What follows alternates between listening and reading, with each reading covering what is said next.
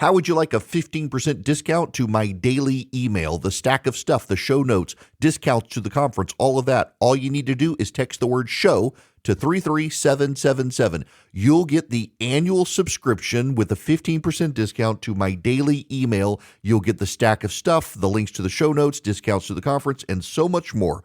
All you have to do is text the word show, SHOW, to 33777. Text show to 33777.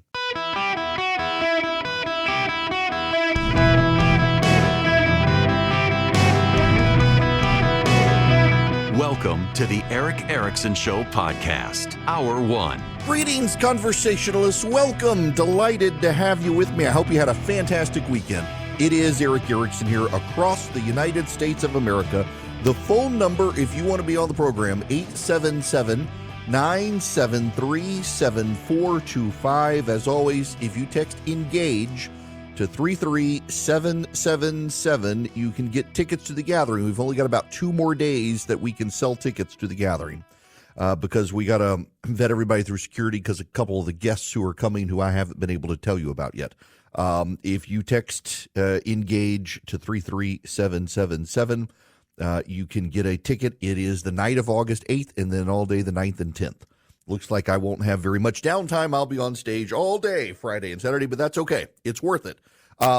Delighted to have you with me today. I got to begin with the Olympics. Before I do that, though, if you hear like thuds in the background, you shouldn't because I have a very good microphone. But if you hear thuds or knocking in the background, you should know that I'm about 10 stories off the ground and there is literally a man outside my window hanging by cables, washing windows. I wasn't sure what it was. I opened the blinds and nearly screamed. There is a man eye to eye with me. I was not expecting that, but nonetheless, I am very impressed. Very impressed. I hate heights. He's cleaning my windows. He'll get a pass. Y'all, I was not expecting, like, what is this knocking? And I raised the window to look outside. There's this dude, like, eye contact, like, Okay, we got to begin.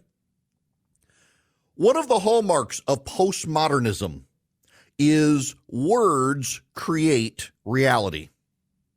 You got to understand that words create reality. It's a Marxist understanding, and I don't use that word lightly. It actually is a Marxist philosophy derived from Karl Marx, that if you believe your situation is good, but someone changes the words on you, you can be made to believe your situation is bad. If you believe the sky is blue and everyone around you tells you, no, the sky is green and the grass is blue, you'll eventually come to call the sky green and the grass blue. It's a hallmark of postmodernism derived from Marxism that it is words that create reality. Reality does not exist but for words. The reality must be articulated, and how you articulate it matters. You have to understand that to understand what's happening here. So at the opening ceremonies of the Olympic Games, everyone saw a scene from The Last Supper using drag queens and trans performers, and people were offended. Even the Ayatollah of Iran was offended. Jesus is a prophet in Islam. And even the Ayatollah complained. And what did the French do? They say it did not happen, that it was actually the Feast of Bacchus. Now, Sortia Paris is a tourism website. And it had a rundown and a preview of the program. Now, you should know that in the official program, if any of your friends come back from the Olympics and they went to the opening ceremony, they will have a copy, if they attended the opening ceremony, of the official program. And the official program title that was seen on television at the time, on the cryon at the bottom, was La Scène sur un scène sur la Seine. La Scène sur un scène sur la Seine, which means the Last Supper on a stage on the Seine, the River Seine. The Last Supper on a stage on the Seine. So why did they name it the Last Supper if it was a Bacchanalia? Well, this is the Sortia Paris It was a tourism website for Paris, and on the day of the Olympic Games had a rundown of what you would see at the Olympic Games. What it says is on Passerelle de Billy is a familiar scene reenacted by drag queens, including the famous Nikki doll surrounding Barbara Butch at her turntables, a recreation of the Last Supper, another famous painting by Leonardo da Vinci, set against the backdrop of the Seine. As you may have guessed, this is a multiple pun in French. A fashion show follows, paying homage to the capital of fashion. That is Sortira Paris. That was their website beforehand. Now, what's so notable about this is after all of the outrage, they've deleted that article. What's so interesting, if you go to their website, you can find references in different languages to a familiar scene led by Nikki doll surrounding Barbara Butch on her turntable. It's in different languages, but if you were to click through to the articles have those paragraphs now deleted. And then there's Barbara Butch as well, who was the performer at the center at the table where Christ would sit. And on her Instagram noted, oh yes, the new gay testament. And she had a picture of herself surrounded by the drag and trans performers and a picture of Leonardo da Vinci's Last Supper of Christ. But then the director came out and said, no. This was based on another picture of a bacchanalia of the Greek gods. And she deleted that. And now it says, we'll forever be proud and support this moment of art reference, the Feast of the Gods. So before the outrage, they were willing to say the Last Supper. And after the outrage, she said, I don't know what you were seeing. You were seeing something else. You weren't seeing the Last Supper. You were seeing another painting that itself was mocking the Last Supper, but we were actually using that painting, not the painting of the Last Supper. It wasn't about the Last Supper. The tourism guides said it was the Last Supper. The actual Cryon, which is notable because the Olympics have now demanded that everybody take down, under their copyright, the depiction. If you go online and you try to find the video now on YouTube, this doesn't come up. If you pull up the video on Twitter, it won't play. You'll get a notice due to copyright. You're not allowed to play it. What the Cryon said was La Seine sur un scène sur la Seine, which in English means the Last Supper on a stage on the Seine. It's in the program. This is postmodernism. They now deny it. They say they didn't. They're sorry if you were offended. They didn't offend you. Beforehand, the tourism guide was willing to say that it was about the Last Supper. They've now deleted it. If you go in, you can see the links in the search engine for that website. But if you actually try to scroll through, they've deleted the paragraph. It's remarkable gamesmanship. But there's a larger issue here, because this goes to the entirety of the left's tactics about everything and how they intend to manipulate you. And this is why so many people are believing conspiracy theories. So, for example, this is a political example today. The Politico this morning is running a headline: Harris campaign pledges she won't ban fracking after Trump accusation. Trump allegations come as Kamala Harris is expected to moderate her position on energy issues after she had been one of the more liberal candidates running for the party's nomination. It's not a Trump accusation. Kamala Harris in the 2020 Democratic primary came out in favor of banning fracking. She said it on CNN. She would ban fracking. So it's not a Trump accusation. It's actually Harris's position. Well, after Andy, what's his name, K-File, Kaczynski at CNN pointed out the revisionist history of the Politico headline, Politico has now changed the headline. What the headline now says is Harris campaign pledges she won't ban fracking. Trump's allegation comes as Kamala Harris is expected to moderate her positions. They still refuse to note that Kamala Harris actually did say she wanted to ban fracking. And so what they've done now is they've appended a note at the bottom. And it says, background, Trump's allegations come as Harris is expected to moderate her positions on energy issues after she had been one of the more liberal candidates running for the party's nomination for the 2020 election. It never actually says that Kamala Harris actually did explicitly call for banning fracking, which she did. This is Politico revising history. They're doing the same damn thing that they're doing with the Olympics. It was the Last Supper beforehand. The travel guide said so. The Cryon on Television said so. The program for the Olympics said so. The drag performer on Instagram said so. And then there was international outrage, including from the Ayatollah Khamenei himself from Iran, because Jesus is a prophet in Islam. And now, no. She deleted that and put up, this was about something else. They've deleted it from the travel tourism website. They've come out and they've denied it. They've memory holed it. NBC News ran a story about it, that it was drag performers recreating Da Vinci's The Last Supper. And when they came out and said, no, we weren't doing that, NBC News ran a story and said, conservative Christians say it was about the Last Supper, but the director says it had nothing to do with the Last Supper. So then why did you originally report it as the Last Supper? Or GovTrack with Kamala Harris in 2019. They listed Kamala Harris as the most progressive United States senator. It's a nonpartisan website, and GovTrack has deleted that from their website now. It doesn't exist. You can find Norah O'Donnell on television asking Kamala Harris about the nonpartisan website GovTrack, saying you're the most progressive senator, and Kamala Harris has an awkward laugh about it and no response. But you can't find it on GovTrack's website now, because they've deleted it. Look at the revisionist history of the attempted assassination of Donald Trump. You have the left quibbling over what he got shot with. And finally, the New York Times, to its credit, and I was surprised over the weekend, a forensic analysis says Trump was most likely hit with a bullet or fragment from a bullet, noting that contrary to initial reports, the teleprompter was never shot by the guy. The teleprompter never shattered, so it couldn't have been the teleprompter, had to be a bullet. The left wants you to not believe reality. Or think about the drag queen story hours. It's not happening, but when it does happen, it's a good thing.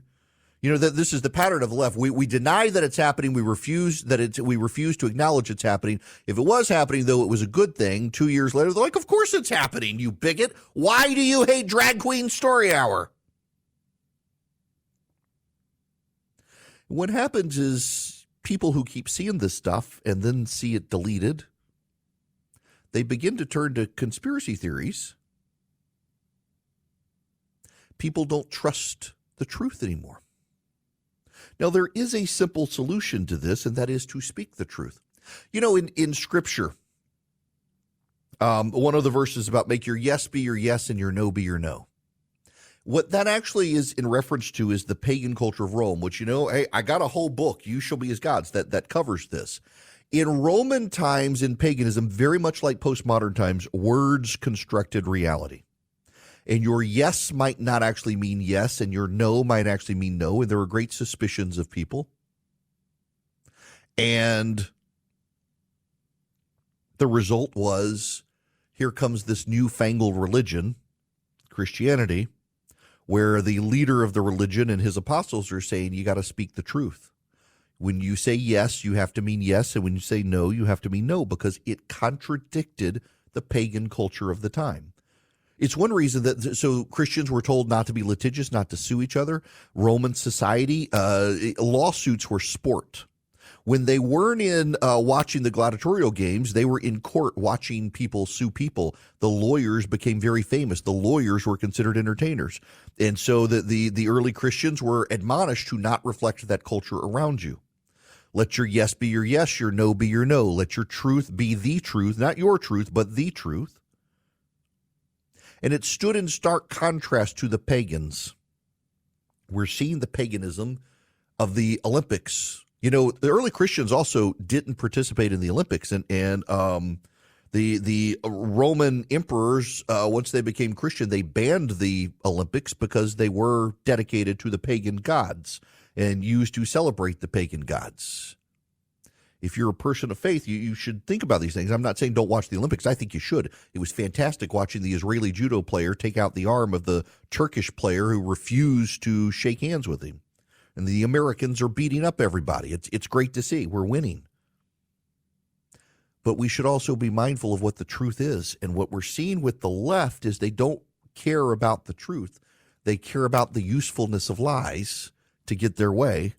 And we should be on guard from that, whether it's defending Kamala Harris or revising what happened at the Olympics. What we are seeing is a postmodern left lying because they believe a lie can recreate reality to their benefit. Welcome. It is Eric Erickson here. Okay, so I got the story a little bit wrong here, and thank you to Taylor for sending me the. So a judo competitor, it was not Turkey, it was Tajikistan. A judo competitor from Tajikistan refused to shake his Israeli competitor's hand before beating him at the 2024 Paris Olympics, and then was subjected to immediate karma when he was beaten and left in tears in the next match. Israeli judoka Baruch Shemelov won his first match in the men's under 145 weight class against Morocco's Abdurrahmane Bouchida, who declined to shake his hand. He then faced Tajikistan's Nurali Imamali in the 16th round. The Israeli lost to Imamali from Tajikistan, who also left the mat without shaking the Israeli's hand. And he also said Allahu Akbar. The Israeli athlete was eliminated after that. And then the guy who yelled Allahu Akbar competed against Japan's Hifumi Abe, who left him in tears on the mat with an arm injury. So it wasn't the Israeli. Okay, see, you can't believe everything you read online, kids. Thanks to Taylor for sending me. But still, the guy yells Allahu Akbar, beats the Israeli, and then the Japanese guy dislocates his shoulder. Good. These are the things you're missing at the Olympics. I'll be just honest with you, though. There aren't a lot of the summer sports that I care for. I love the skeleton in the Winter Olympics. I love the Winter Special Olympics. The one-legged skiers it fascinates me. But there aren't, the surfing's kind of cool. I'll pay attention to golf and the shooting, but there just aren't a lot of the Summer Olympic Games that I particularly care for. So in any event, I got to move on. Before I move on, though, I got to tell you about Vision Computers. Let me focus on back to school right now. So first of all, I got a lot of new listeners here. If you need tech support and you can't afford tech support, your company can't hire an in-house IT guy, if you call Vision Computers at 404-COMPUTE or go to visioncomputers.com, for $179 a year, they can be your in-house tech support per computer. Not a month, not a week, just a year. Vision Computers is great. They can help you, so any of your employees can call Vision and in 15 seconds or less, faster than Google search, get the answer of what to do with their computer. But if your kid's headed to school this year and you need a good computer for your kid, think about Vision Computers, because they can build one up to spec that will last a very long time, so you're not constantly having to get a new computer for your kid and it's not constantly outdated. Call them at 404-COMPUTE or go to visioncomputers.com. They're very affordable. They're well built. We've got one for my kid who puts it through its paces every single day, and it just works. Their tech support is just fantastic. And if you buy your computer from them, you get that tech support completely for free. It's 404-COMPUTE is the number, 404-COMPUTE or visioncomputers.com. If you tell them that I sent you, you're going to get an even better deal. Hello there. Welcome. It is Eric Erickson here. The phone number, if you would like to be on the program, is 877-973-7425. You are welcome to call in. Can't guarantee you're going to get on, but you can try. By the way, I want to say something real quick. As all of you should know, if you were listening on Friday, I wasn't here. I was working, but I was doing something special. On Thursday, as I mentioned to you, I was helping with the annual fundraiser my flagship station does for Children's Healthcare of Atlanta. It is the largest research facility in really the world for children's sickle cell anemia, and one of the largest for childhood cancers.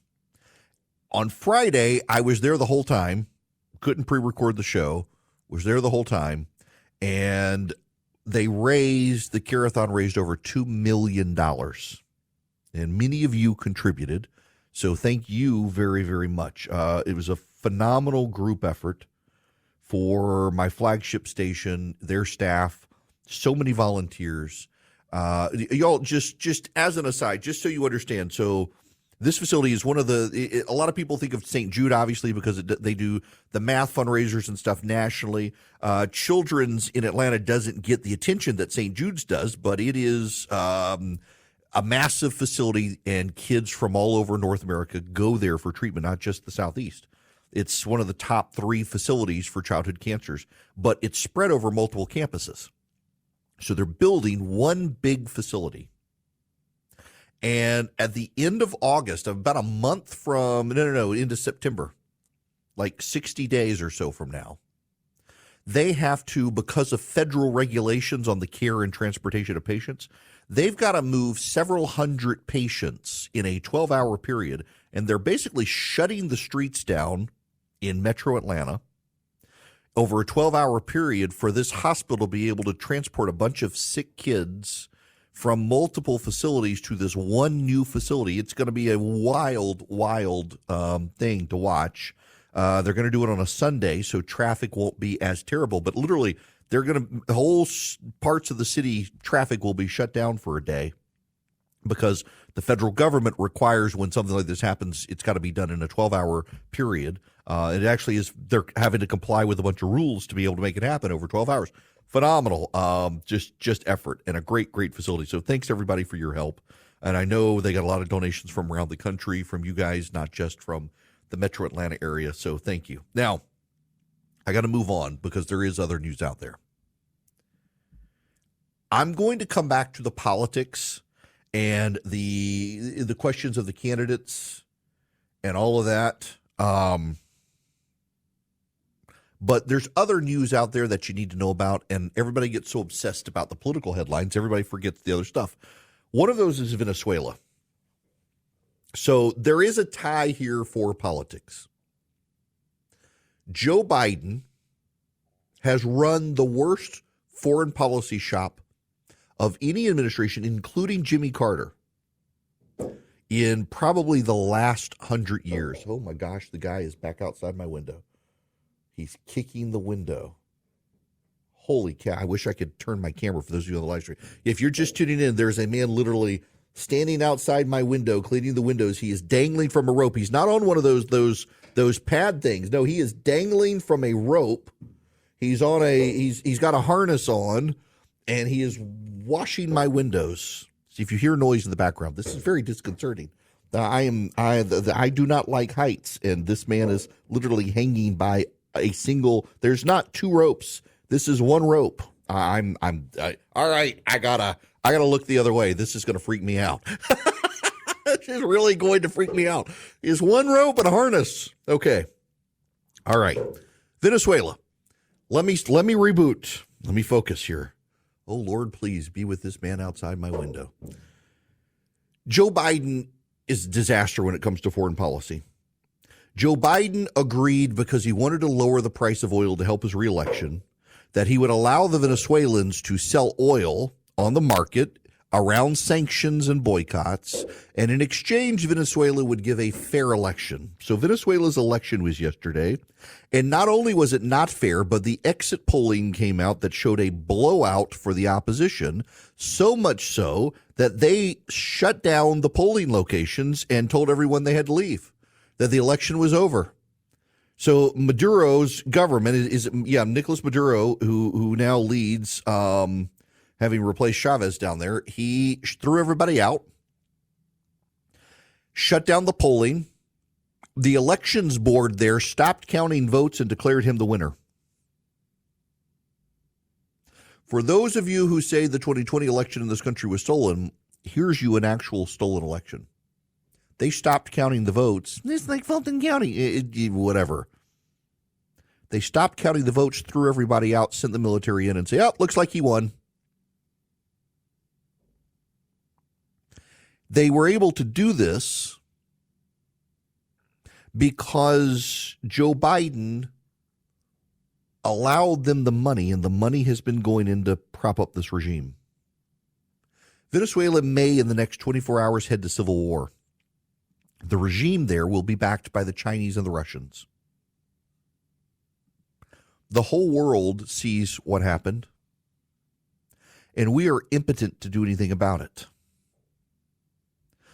Yep. Here, I'm seeing this from the U.S. Sun that Putin has already pledged recognition for the Maduro regime and cautioned the world on trying to do anything about it. It appears that it's so overwhelming, though, the people of Venezuela are so ready for a change that there's probably a war's going to break out. Now, keep in mind, this is happening there. Last week in Cuba, the communist leader of Cuba, who took over from the Castro brothers, gave a speech to the Politburo there where he acknowledged a collapse of the economy and a crime wave.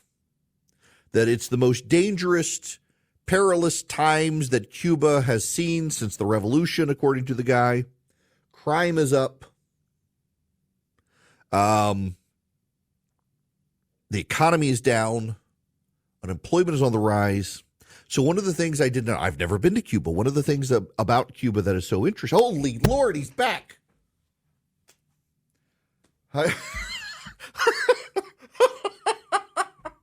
Please go away.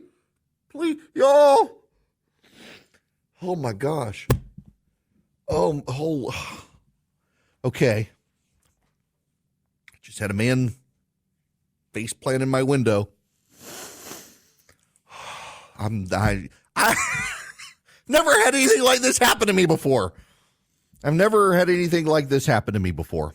Oh my gosh. Oh, okay. He's moved over to the next window now. I can't see him anymore. Okay. All right. So focus, Erickson, focus. There's a man dangling by a single rope with a harness around his waist outside my window with one of those little squeegee things that you wipe windows with. And he is like walking up and down there's not even like the ledge is like maybe 3 inches deep. And he's like walking across and he's got this little squeegee. And I would be working as fast as I would be working that fast too to get the hell off this ledge. Good Lord. You could not pay me enough to do that. There's no like scaffolding that he's standing on. There he goes. There he goes. Okay. Y'all, listen, I must apologize. This is not a professional moment for me. I am scared to death just watching this guy trying not to utter profanity on this radio station, losing my job, as this man is swinging like a trapeze artist outside my window, 10 floors up. I mean, if something goes wrong, he's going to go splat. Come quickly, Lord Jesus. Okay, so in any event, you got Haiti, the Haiti situation. You got the Cuba situation. You've got the Venezuela situation. We've still got the Ukraine situation. The Ukrainians have been able to repel the Russian Navy, but the Russians are starting to make inroads into the Donbass region to solidify that region. The Biden administration keeps dragging their feet on sending the weapons to the Ukrainians. The Biden regime is also now openly saying they've stopped sending weapons to Israel to force Israel into a peace deal. They're now open. Now that Joe Biden's not running for re-election, they're willing to say, we're not sending them this stuff. And you know what happened? There was a Hezbollah attack on a playground in northern Israel, and they killed a bunch of kids. And the Biden response has been, we need peace in Israel. Israel needs to compromise. How can Israel compromise when you got Hezbollah and Hamas killing their kids? You've got the Cuban situation, and now there's this. This is from, what's his name? Is it Mark Zandi? He's a analyst for Moody's. Well, he was an analyst for Moody's. Now suddenly this clip doesn't want to play. I know what the problem is here on my end here. Hang on. I'll get this clip working. But you know the problem with jobs out there, turns out it's all the illegal aliens taking jobs. Right now it's higher than 3% because labor force growth is booming because we have a lot of immigrants coming into the country taking jobs. And so labor force growth isn't, what it typically is, a half a point. It's 1.5 to 2 percentage points. And productivity growth, I don't know if it's sustainable or not, but right now, productivity growth probably also is close to 2%. So you do the arithmetic, labor productivity growth plus labor force growth, we're well over 3%. And again, that's consistent with the data. That's consistent with the rise in unemployment. And it's also consistent with the fact that we're getting a boatload of jobs every single month. And, if you'd asked me 2 years ago, if we were getting 150, 200,000 jobs a month, what would be happening with unemployment? I'd say it'd be going down, not up. Yes. Why is the unemployment rate going up? Got a lot of immigrants coming in. many of them illegal, taking jobs. So pause for a moment here. I will recalibrate my brain and not focus on what's happening outside my window. Let's hope he's gone now. There's a love fest happening right now over Kamala Harris in the press. Absolute love fest happening. They're using, and we'll get into this in the next hour, they're using, J.D. Vance and Donald Trump are kind of weird. What's so funny is that the Trump campaign signaled they would cast Kamala Harris as weird, and the Democrats immediately jumped on that, pounced on that, if you will, and are labeling Trump and Vance weird. They're turning the tables on him. The media is loving it. It's a love fest for Kamala Harris. They're focusing on her. They're focusing on her rising polling. She's getting a goodwill bounce from people. Her likability is up. Trump's is down. The polling has the race basically tied. The media loves it because they're in the tank for Kamala Harris, and they've reset. Events still matter. Events change things, and the issues, the fundamentals in the race haven't changed. Donald Trump is still more popular than Harris on immigration issues, on handling crime issues, on international affairs issues, and on the economy. She's getting this love affair in the media, and it's understandable. They very much want her to win. They are openly rooting for her. They are openly revising their prior stories to benefit Kamala Harris. They're obfuscating the truth. But the issues still remain, and we're 99 days from the election. Venezuela is headed toward civil war. Cuba is collapsing in front of our eyes. You've got the gangs of Haiti overrunning this country and China eyeing the situation. You have the situation in Ukraine. You have the situation in Israel. You have the Taiwanese situation with the Chinese right now that continues to escalate.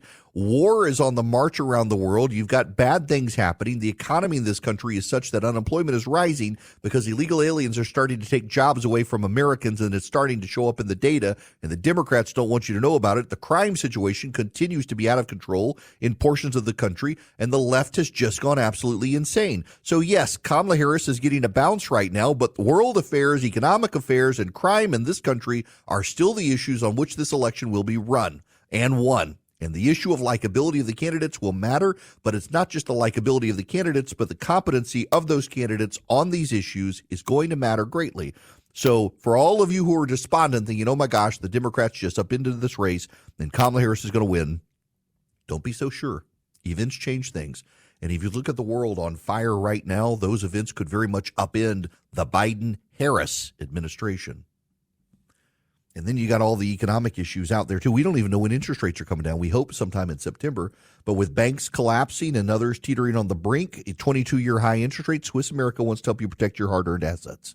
They're the trusted leader in precious metals and have been for 40 years. They have a report, The Secret War on Cash, how the government tracks your spending with cash, how they follow you around with your purchases. It even applies to digital currency. It's kind of wild to know the things the government does to monitor your cash purchases. Swiss America can educate you on protecting your assets with their report, The Secret War on Cash. That report, it takes less than 15 minutes to read.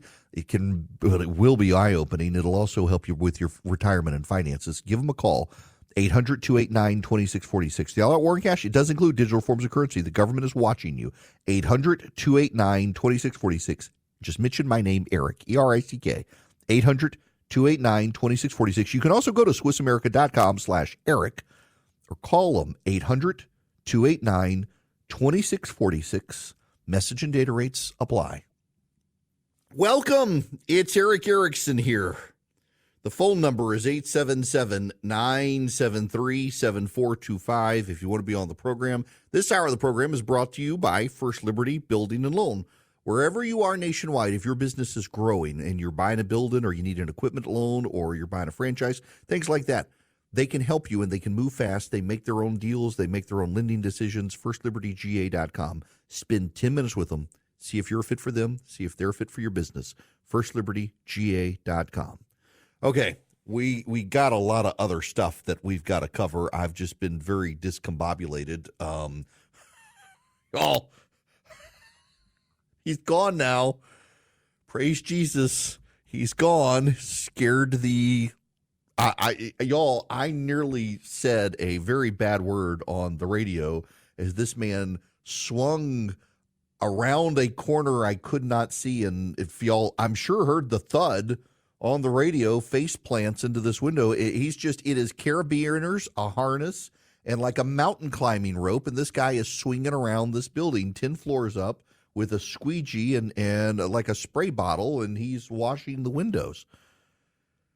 It's very anxiety. So I don't like height. When I was a kid, I was totally fine with heights. I can remember the moment when I suddenly realized I didn't like heights. I had a scoutmaster, Mr. Odell. Mr. Odell had been a Vietnam veteran.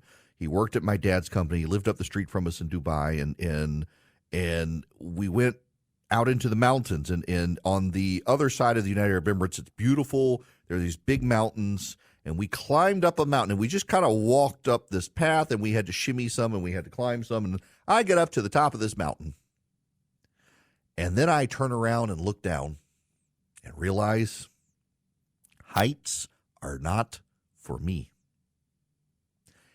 and could not get off this mountain to save my life. They had to come help me down from the mountain.